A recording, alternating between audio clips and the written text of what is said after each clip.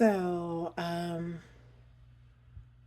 maybe it's October the 1st, 2025, and I want to say maybe back in April of this year, um, there was a project that I was needed to work on and needed more funds. So, started working more hours.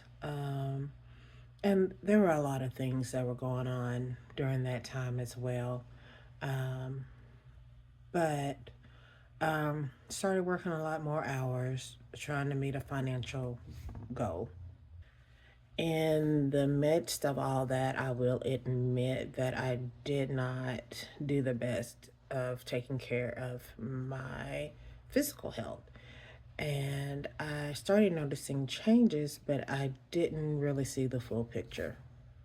I have a few chronic conditions, so um, it's not, I mean, I'm used to having flare ups, but this time it was different. I noticed I was having a lot of swelling in my legs, and just fluid retention all over my body that I'm not used to.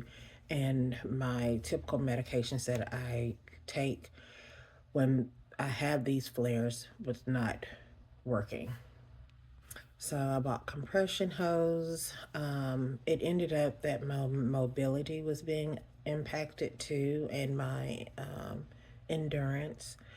I ended up purchasing a rollator walker just to help me get around in the house, and so I could cook and take care of my activities of daily living when I would come downstairs every day. On a good note, I did meet my financial goal and was able to get my project taken care of and the 1st of July. But I was getting sicker and sicker, and the fatigue and mobility issues and shortness of breath were getting worse. Around the first week or so of July, I noticed that my left leg was getting sore, and I felt like I was dragging it. And because I do have a clotting condition, I assumed that I had a DVT in my left leg. So I did what I thought I should do to help alleviate that, and I also have blood thinners that I'm supposed to be on, but I had not been taking them as I should because a lot of financial things were going on, if I'm being honest. So I did what I had to do, got back on some blood thinners, but I was not taking them as I should. Um, then one morning, towards the last weekend in July, I believe it was, I got up. My leg was still hurting and heavy. When I got out the shower, all of a sudden the leg pain alleviated, but then I suddenly couldn't breathe. For the first time ever in my life, I had to call 911, and I was originally going to get my daughter to drive me to the emergency room. It was early morning. I was getting ready for work. It was before 7 a.m. I got her attention, got her up, and just as we were trying to figure out logistics of getting me out of the house, I just couldn't. I just couldn't move. I couldn't breathe. So, like I said, I had to call 911. Ambulance shows up, and just like I told them, I did have a serious clotting episode. I had blood clots in both lungs, and it was impacting my breathing. I'm not going to talk about the actual going to the ER and then being transferred to another hospital because that in and of itself was a nightmare. So I'm still trying to deal with that part of it. But I had blood clots in both lungs. I had a saddle PE, which means was just a type of blood clot in my lungs. But I had a major clotting episode, so it was impacting my breathing. I couldn't, even in the hospital room with the bed next to the bathroom, I felt like I was going to die just walking to and from the bathroom. And the workup showed that I had damage to my heart. So my first night in the hospital was a challenge. The second day, they're still trying to figure out the course of action. And they were trying to get me in with the cardiologist who has, who apparently is one of the top rated physicians when it comes to mechanically removing blood clots. So, and I was already on heparin. Um, so,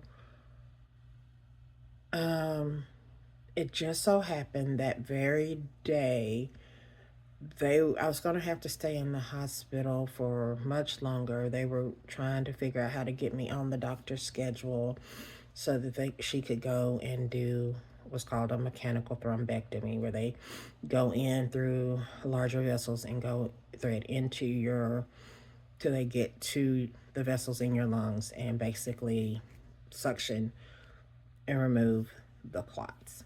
And I was on a step down unit. I was not quite in ICU, but I really felt that I was close to not being very well at all. That I was very close to being critical. Mind you, this is the third time that I've had clots in my lungs, and I've probably had it a couple of more times that I just self treated because I had the medication here. But this was the third time that I had a major episode of clotting in my lungs. And this was the worst episode ever. I'll explain more about the way I felt, but this is just kind of a testimony because that second day in the hospital, when they're trying to figure out when they're going to be able to do the procedure, if I needed the procedure, all of a sudden there was a bunch of activity, and they're like, okay, there's been a cancellation in the doctor's procedure schedule. We can go ahead and fit you in today to have the thrombectomy. And for some reason, they kept asking me if I wanted to do it. And I'm like, yes, 100 times. Yes, please, let's go now. Let's get it done, because I felt miserable. I just could not move without getting short of breath. And I've never been that seriously ill before. And I've been ill a lot. So, by the grace of God, there was an opening. They get me into the cath lab suite. I was scared, and I was spending the whole time praying. So it was hard to really pay attention to what was going on around me. But there was a lot of activity, and the people actually down there in the cath lab suite area, special procedures area, they were all very sweet and kind. So I have nothing bad to say about them. I just remember them rolling me into the actual suite, and they had a playlist going. I think the first song was like a Lady Gaga song or something, but it was they were all up, they were all positive. So that did help. I will say that I was conscious for the entire procedure, so that was strange. It was strange feeling them go into the vessel and actually feel the sensation of them pulling the clots from my lungs. That is, next time, if they can, I want them, if it ever happens again, I want to be knocked out, because that gave me that added on to some anxiety that I had post discharge. But that's another video that we'll talk about. So, um, I had been on oxygen 3 to 4 liters because, like I said, I couldn't breathe. I was very short of breath. I was having trouble with my oxygenation. Um, Within an hour or so of the procedure, I was off the oxygen. And that's why I said this video is kind of like a testimony, because I went from not knowing when or if they were going to do the procedure and being seriously ill to all of a sudden an opening. There's a cancellation. They go in, do the procedure, and in a couple of hours, I'm able to, well, after I had to have some bed rest, but I was able to get up and move around and actually get dressed on my own, get washed up and get dressed on my own. And that was nothing but God. So, because I was so seriously ill and was probably sick, had been sick since probably April of this year. I look a little different now. It's taken me some time to recover. It's been 2 months since I've been out of the hospital. But I'm taking it day by day. I've had to kind of sit down. It's kind of messed with me mentally, if I'm being honest. Still dealing with some aspects of that. A lot of anxiety. I had 2 straight weeks of daily panic attacks after I got home, just out of the blue. I don't know what triggered it. I had been home for like a week or two, and then all of a sudden I was having panic attacks every day, and they were particularly coming at night when I was getting ready to go to bed every night. And I don't know what triggered it, but I'm on the other side of that now, thank God. That was horrible. I may or may not do another story time, or we'll talk about that, because that was a challenge for me. So now I'm really dealing with the changes. I'm trying to get used to the changes. My daughter and I had a talk yesterday, and because I haven't left the house, I don't leave the house for a few reasons. Just one, I'm just scared I'm going to get out of the house and have an issue getting around. And then the second issue is really superficial and vain. I just don't like the way I look right now, and I'm trying to reconcile that. So those are things that I'm working on.